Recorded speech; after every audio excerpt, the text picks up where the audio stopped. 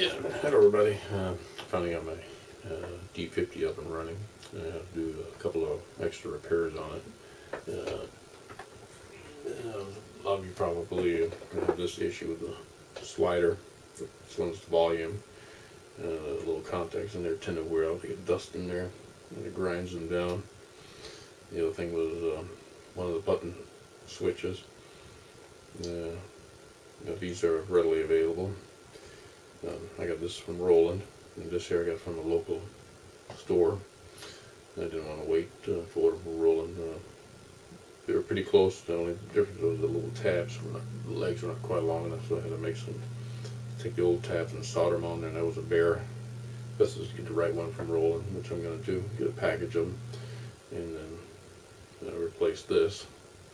And I cleaned up all the buttons that I could, got them up and running, and I had to solder 6 contacts were loose in the power supply. I guess that maybe that's a common issue that they have to be reflowed, which is what I did. Now everything's good up and running. I'll demo it, and it's good to have the D-50 back up and running. This is my second one.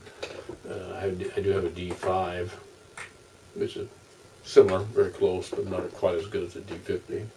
You probably recognize this sound. Let's go with this one.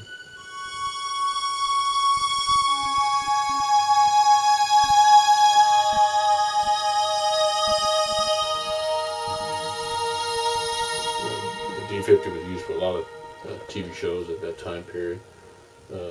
This one's called Glass Voice, the patch. You can go in and download almost all the different variety of aftermarket patches, and I reloaded the factory patches using the Roland. Yeah, I think it's this cable here. Oh, what do you call this one here? Yeah, it's the Roland. Excuse me, the UM1. It's the only one that works with. It works with my wave station. All the other ones that I tried didn't work at all, but this one worked right off with this.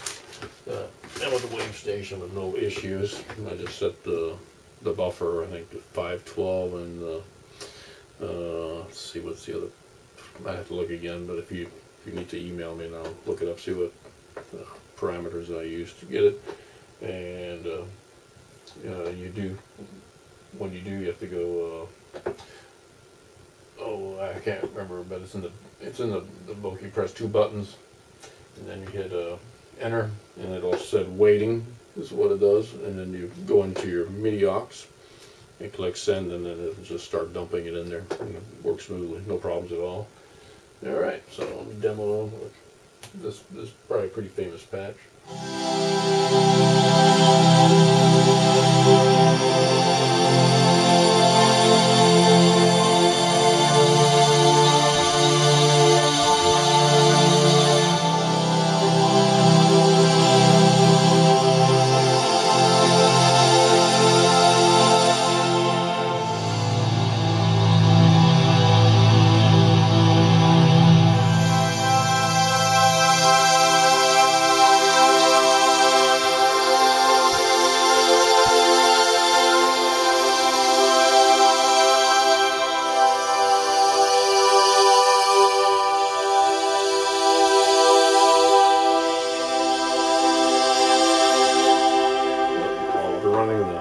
The other thing I had to do is 3 keys were enough, and another thing is just take the keyboard all apart. I took all the keys off and cleaned the carbon tracks that are underneath there and the little rubber feet. Basically, when they come down, when it comes slowly and it hits the other one, and that's how it gets the velocity. And one was just on off, and one was completely dead. But now they're all working, and I got a great keyboard and happy with it, and it's good to go. And probably the next thing I'll do is make a video of all the patches, and then maybe some of the aftermarket patches, and then I get back into programming. This is the manual here. Let's see, I think. Yeah, these are the 2 manuals. You have your basic, which is How many pages is this guy here? Yeah, the basic is like 32 pages, and the advanced is, there's two versions. One that's is a little over 100, this one is 77 pages. So that gives you the basics, what you're going to need. It's good reading, though. It's very dry. Some of the manuals, whoever wrote them must have been an engineer, not thinking how regular people would think, but you know, you can get through it and just, you know, it takes a little time. Okay, enjoy the video.